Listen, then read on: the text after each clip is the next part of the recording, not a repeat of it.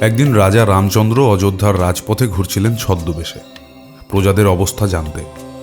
এক দরিদ্র পরিবারের ছোট্ট একটি ছেলে রাস্তায় বসে কান্না করছিল। রাম এগিয়ে এসে জিজ্ঞাসা করলেন, কেন কাঁদছো বাছা?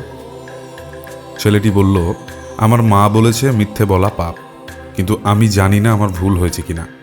আমি একটা খেলনা পেয়েছিলাম রাস্তায়, ফেরত দিইনি, এখন খুব ভয় পাচ্ছি। রাম হেসে বললেন, সত্যি কথা বলার এই সাহস তোমাকে মহান করে তুলবে। রাজাও যদি ভুল করে ক্ষমা প্রার্থনা করে তাকে শুধরে নেয়, সেটাই সত্য ভক্তির পরিচয়। ছেলেটি চোখ মুছে হাসল। সেই দিনই সে রাজপথে দাঁড়িয়ে সবাইকে বলল, ভুল করা পাপ নয়, কিন্তু ভুল লুকানো পাপ। রাজা রামচন্দ্র নিজের পরিচয় প্রকাশ না করেই সন্তুষ্ট মনে ফিরে গেলেন। সেই ছোট ছেলেটি পরে বড় হয়ে অযোধ্যার একজন মহৎ শিক্ষক হয়েছিল। সকল শ্রোতাবিন্দুদের জনমত বাংলার পক্ষ থেকে রামনবমীর প্রীতি এবং শুভেচ্ছা। ॐ भूर्भुवस्वः तत्सवितुर्वरेण्यम्